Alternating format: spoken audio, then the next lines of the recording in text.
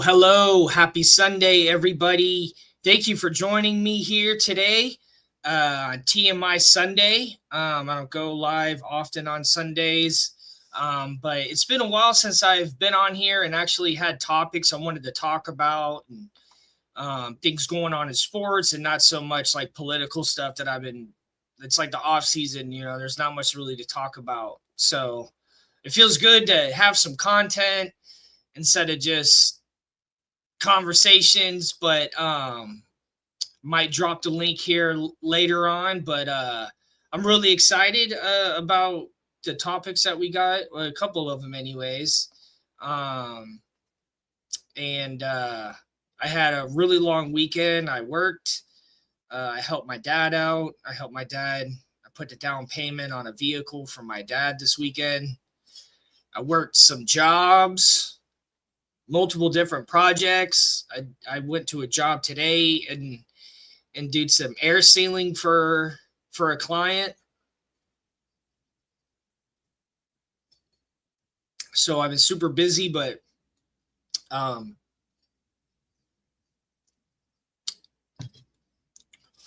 it's been kind of slow here at TFTG. So once I had some things to talk about, I figured I'd jump on here. So I just want to get right into it. It looks like now I feel comfortable about actually talking about it as a topic. Seattle getting an NBA team. I think it's going to be the Sonics. I'm not sure. But it's looking like it's going in that direction. We got the Kraken Arena. That's where the Kraken play. That's where the WNBA plays. We have they have other NCAA events there. They had Sweet 16 there, so it's ready. and they even have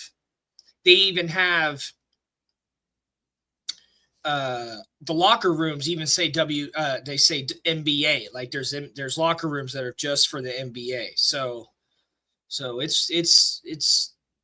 it was maybe some wishful thinking when they built that arena, but looks like it's going to happen. So it might take like a couple, might be maybe for, I think they said 2027, 28 season. So not this season coming up next, but the season after that. Have a team here and in Vegas. And if we get a team back here, I think we'll be the only city in the country that has almost every professional team. Football, basketball, hockey, baseball, women's sports, women's soccer and basketball. And we have soccer too. There's another league that we have here. I forgot the name of it. And then if we get another UFL team, so lots of sports going on here. And I'm excited. I'm definitely going to go to probably more preseason games than regular season games because honestly, they're cheaper and they're just as fun. You get to see players play that might not make the roster or players that will make the roster. Like I went to a preseason game for the Seahawks, and that's where I saw Smith and Jigma first play. And now he's on a Super Bowl champion team. What's up, everybody in the comments? What's up, Christian? What's up, Daniel Berry Sports? I think yeah. You've been coming on here for a while now. Thank you for everyone supporting. Hopefully everyone's having a nice Sunday today. But yeah. It's gonna. So I'm just curious though. Hey, so if they add, so that's two Western teams in the NBA. So are they going to move a team from the West over? Maybe Memphis? Are they going to make Memphis an Eastern team? Because that's pretty much the most Eastern team that's in the West. I'm not sure. I don't know. I don't even. It doesn't sound like they're addressing that right now. But I don't know how they're going to add two to the West and not move one over to the East. Huh.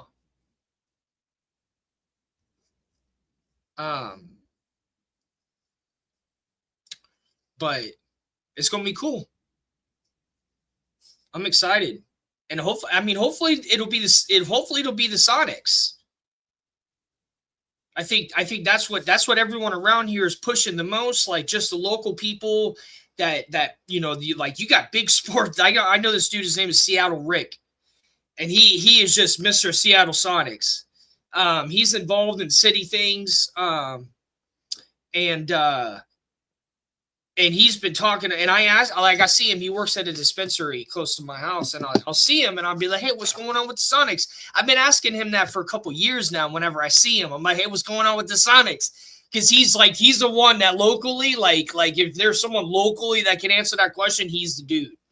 And he's like, "Oh yeah, this and that, this and that, and this and that." So he's been talking about it for a while, and it sounded like, what he was saying is that they are, we're hopefully going to get that name back. So I think that would be really cool. And then the NBA was talking about, how are they going to structure these teams? What are they going to do? Are they like, I don't know if they're going to allow something to happen with the Vegas Knights and the Kraken, where they got to pick. They basically got the hand pick players from all these teams. I don't know how the NBA is going to do it. But I can imagine it's going to be a good, I imagine, I don't know, a landing destination for players. Will they want to be here? I mean, I wouldn't mind if Kevin Durant and is Russell Westbrook even playing still? If he came back, I think that would be pretty cool. It's pretty much the only team he could go to, right? That he won't he's moved all around now. You can't say too much about him like when he first went to, because he got a lot of bad publicity and feedback when he went to Golden State. But he's moved around a lot since then. This is water, by the way. So, I mean, are they going to, how are they going to stack the roster? But it's definitely going to be cool. I'm super excited about it. When I lived, the short time that I lived in Portland, I went to 3 games. I only lived there for 1 season. I went to 3 games. One of them was a playoff game. That was when Damian Lillard was playing there. They made it all the way to that season. They made it all the way to the Western Conference Championship. So that was cool. That was cool. And NBA games you can get cheap tickets similar to MLB because there's so many games. You can get tickets for $20, $30. That's not much. So it's going to be cool. I'm excited about it.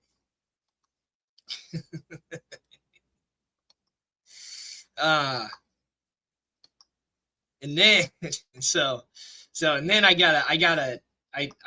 we gotta talk about it. So there was actually a comedy skit that I've been wanting to say here in Seattle. I was wanting to do stand-up. I was wanting to try stand-up comedy. And Tiger Woods was one of the topics. And this was a couple years ago now. But so a friend of mine texts me and says, Tiger Woods was always a better putter than he was a driver. And it's like, so the first 2 crashes that Tiger Woods had,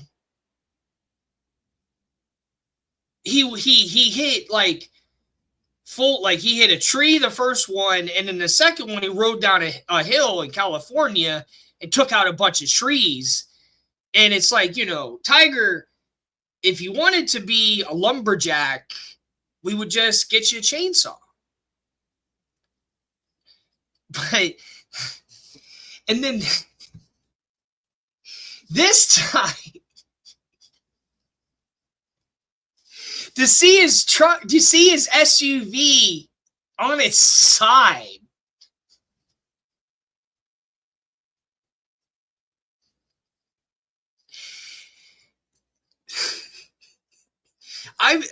Tiger Woods.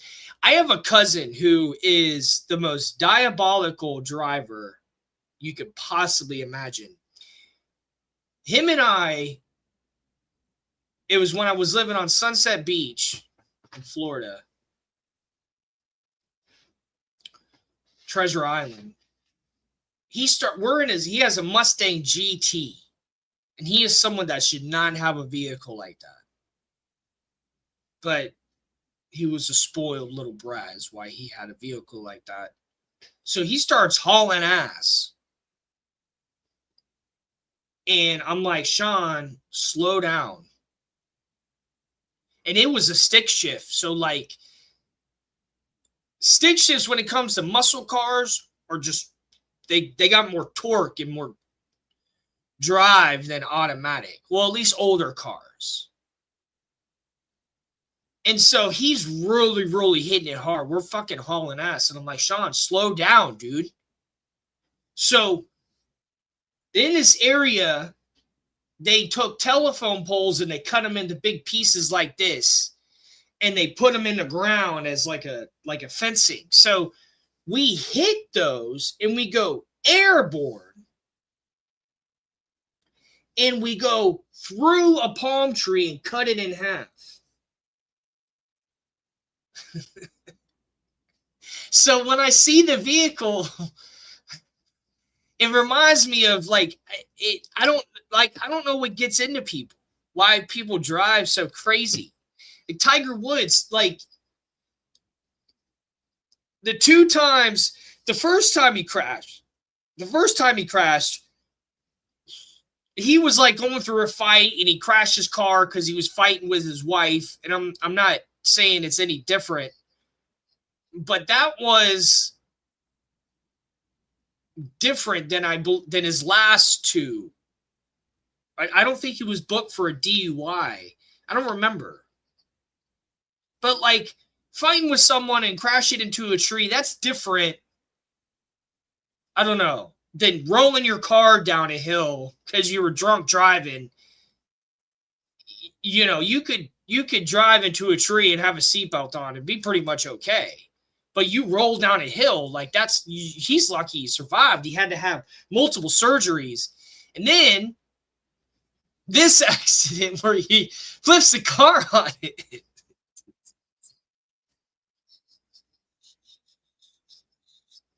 They've been sharing a meme of Tiger Woods in the group chat, and the way his of his mugshot, his recent mugshot, and I said it looks like Mikey K. It looks like how Mikey K looks at YouTube whenever one of our shows is on. That's what his mugshot reminds me of. And here we go. How's everyone feeling about the Dolphins' moves? You know, are we happy? Do you think Troy Aikman's done a good job as a consultant? You know, how's everyone feeling?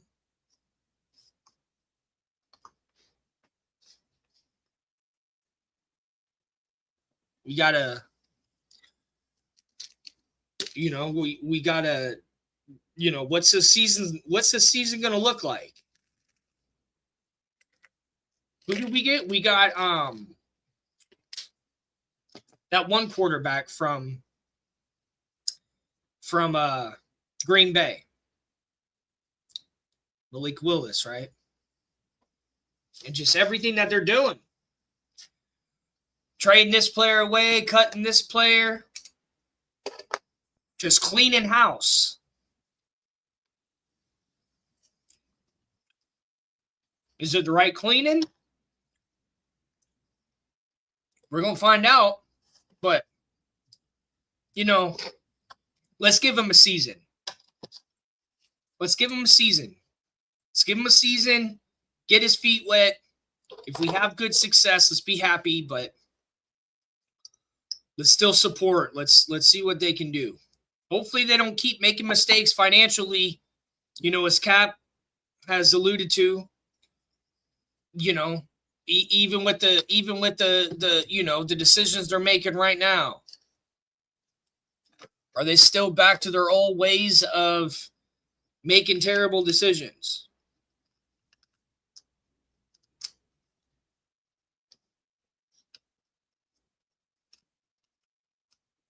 Are we going to see just the same old Dolphins?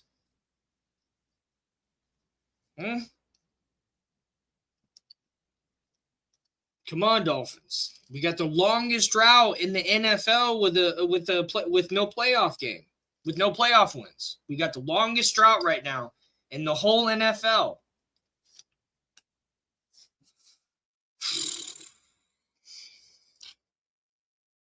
I mean, the Patriots already had a total reboot, and they made it back to the Super Bowl. Total reboot. Same owner. I don't know about GM, but You can still have a pretty much total reboot even if you keep your GM. You can still have a total reboot. Sometimes that's the GM's job, is to do that, like what we're going through right now. So we just also happen to reboot our GM.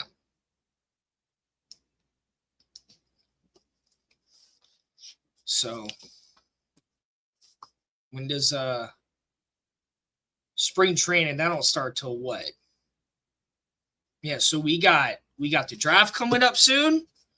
Ali and them just did a show the other day, a draft show. I tuned in a little bit to that. That was pretty cool.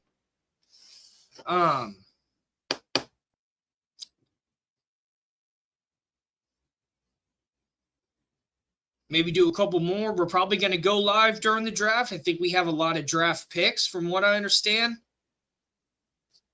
So that'll be cool to go live. I'll probably jump on here with them when they're doing that. And then we got spring training after that.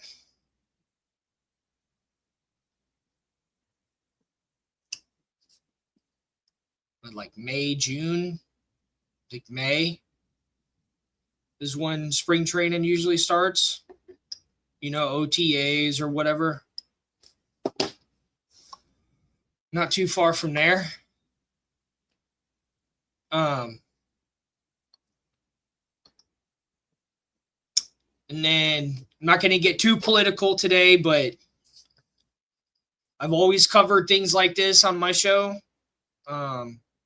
And that Iran athlete that was hanged, I think it's called hanged, for what they said, a war on God.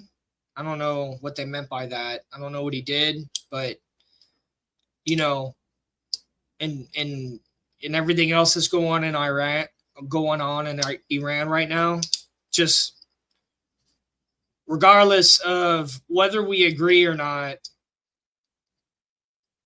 on politics or procedures of the government, at least we don't have to live in a country like that. You know what I'm saying? Like, we have a no kings protest here. Unless crimes were committed, nobody went to jail for protesting like you would happen in other countries. You know, we have a lot to be happy for in this country, regardless of things that go on. At least we don't have to deal with stuff like that. And it's just hurtful to see things that happen to people, you know, all because they stepped outside the box for a little bit. But, you know, we're lucky to be able to live in a country that we live in. All of us. So why it's so critical to protect what we have and appreciate what we have, that we don't have to deal with stuff like that.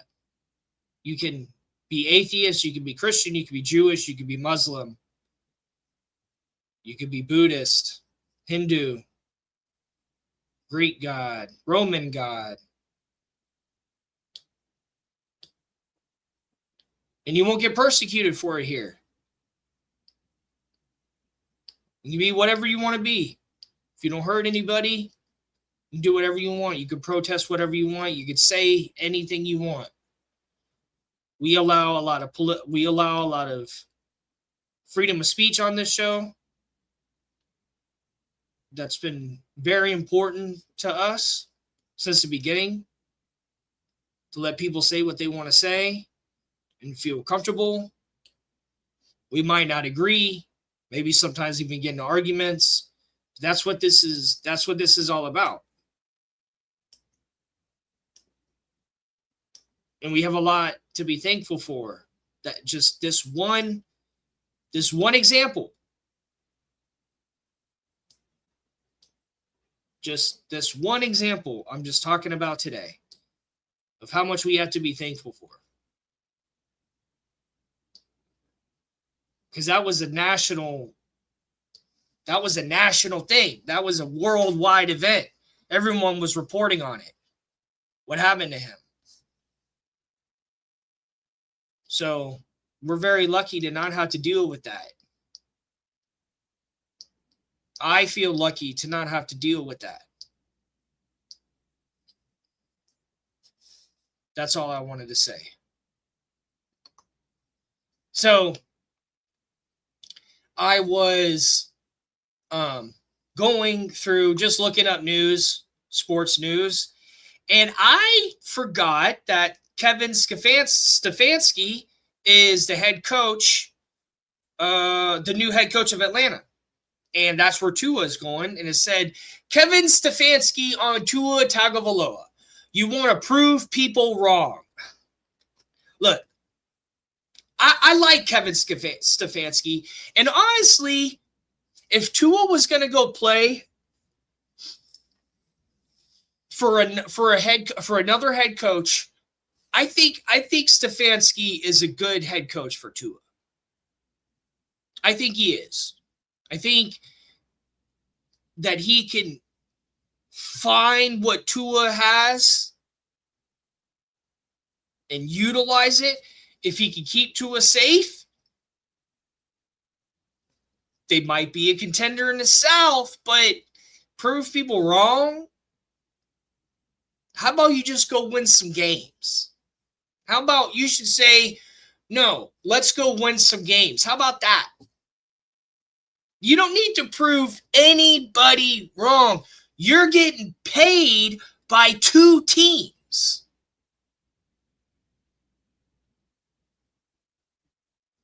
Don't worry about proving people wrong. That's not, you don't do things to prove people wrong unless you have to, unless you're in a court of law and burden of proof is part of the judicial system to define if someone is guilty or not. That's the only time you need to worry about proving people wrong or if something legally or something. But when it comes to this, no. He doesn't need to worry about proving people wrong.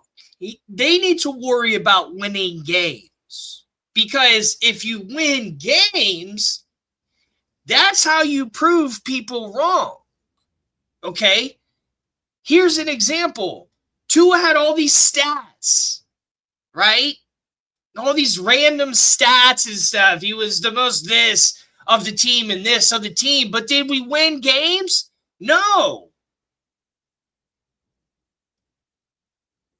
So unless you're winning games, you're not going to prove people wrong. You can go up there and have every fucking stat you want, but if you have 0 playoff wins, you're not going to prove anybody wrong. So shut the fuck up with these fucking things, these titles and these headlines, and just it's like I get well, I guess why people put this out, but let's win some games. Don't be worried about him proving people wrong. Prove who wrong?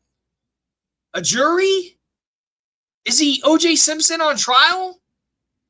What the fuck are you talking about? Prove people wrong. He's getting paid by 2 teams. Prove that. Prove why is he getting paid by two teams. There's the fucking proof. Win some games. It's how you look at things. It's how you look at things. It's how you're supposed to conquer them and achieve them. It's how you look at them. If all you're trying to do is help improve people wrong, that's not going to equate into wins. That's going to equate into stats. Do you understand?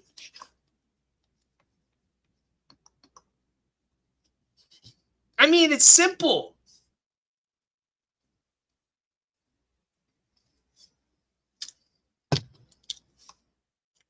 Prove people wrong. He's got 2 checks coming in every week. 2. One he works for, the other one he doesn't do shit for anymore.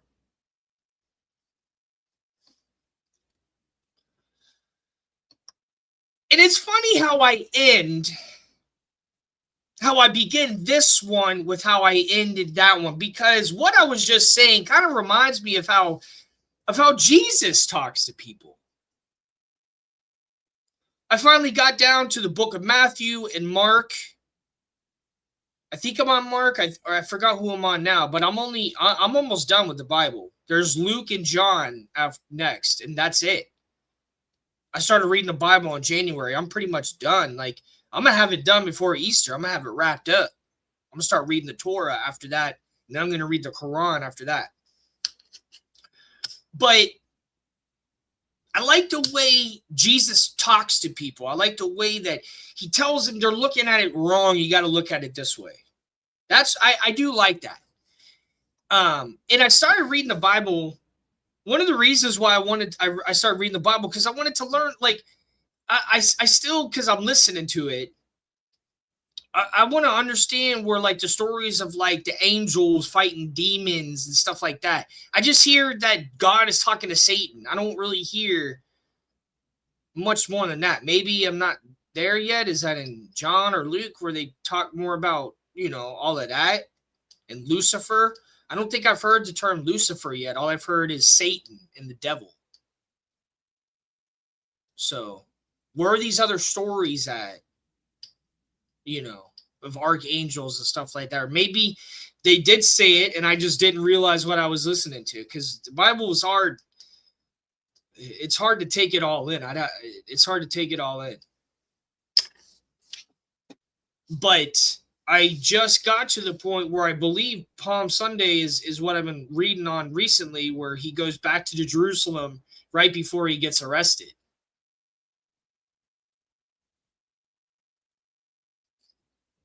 Is what I think Palm Sunday is, from what I'm reading. Maybe I'm reading the Old Testament. I don't know what version I'm reading of the Bible. I believe it's the Old Testament. I'm not sure. I've never known the difference in the two. But it's even, you don't even have to fully believe what you're reading. There's still a lot you can learn, and just ways to look at life. It's just, it even stands for basic instructions before leaving Earth. That's what it stands for. But I don't know if I haven't heard them actually say that in the Bible. But it's just ways to live, ways to look at things. And I've kind of always been that way anyways. But I like the way Jesus talks to people. I like how, what I really like is when he was healing people, he was saying, don't tell anybody. You can tell someone that you got healed, but don't tell them like it was by me. Or don't say anything at all. He said, just don't tell anybody about it. I'm the same way. I will brag sometimes about helping my dad and stuff like that for my own personal reasons, but it's because I have very specific reasons I brag about that. But for the most part, I don't brag. I do things quietly. I've helped so many people financially out here.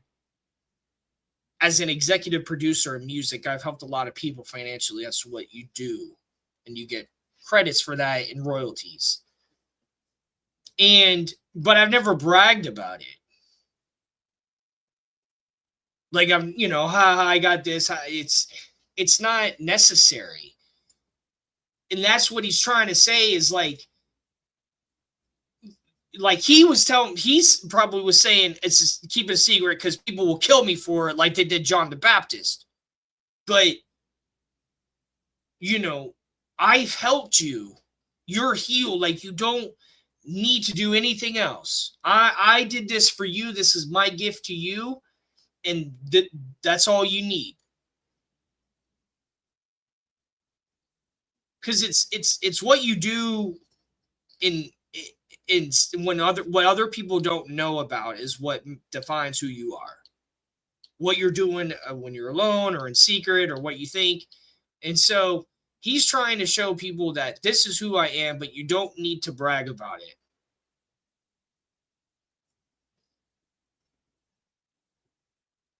There's just something there with just letting that accomplishment, that help you've done for someone, let that be all you need.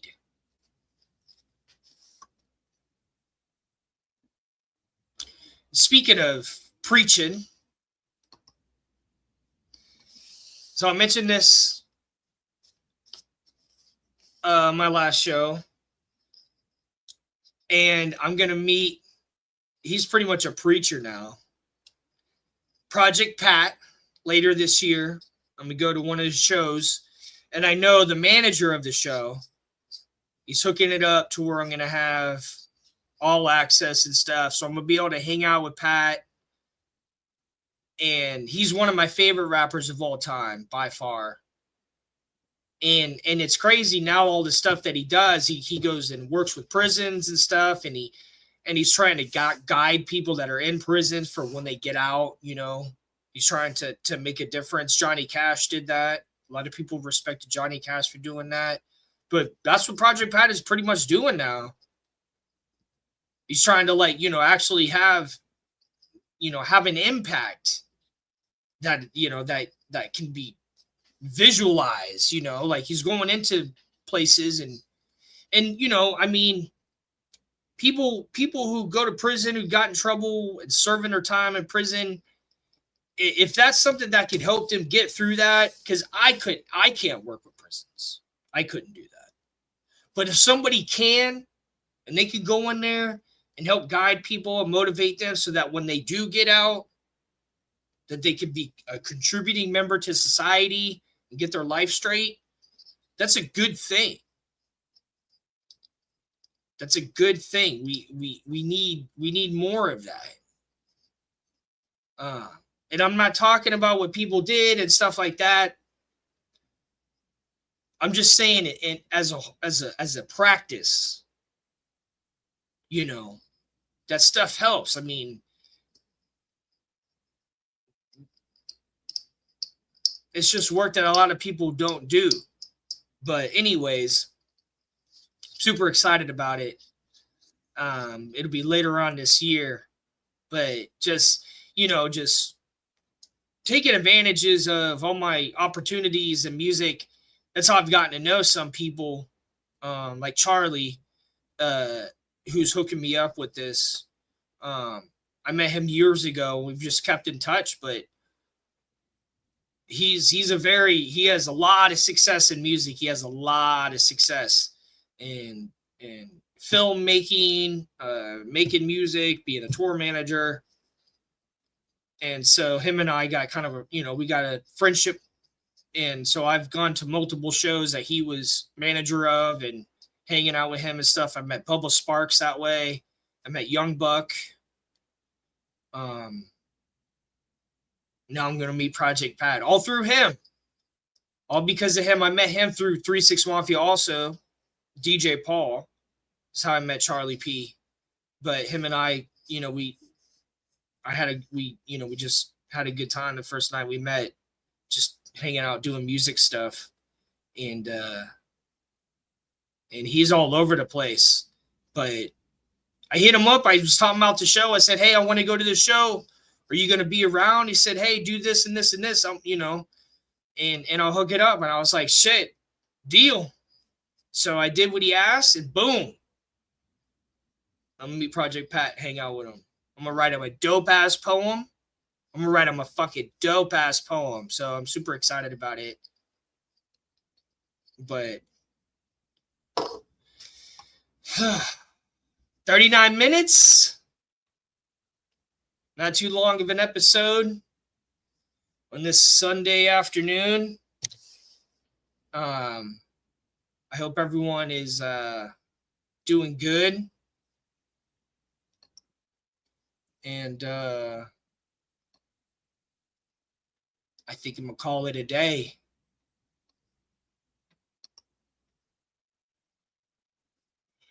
So, excuse me. Had a long weekend. Thank you, everyone, for being here with me tonight. As we get closer and closer to football, we'll have more and more episodes. So thank you for being followers and subscribers. We appreciate you, and peace out. Take care.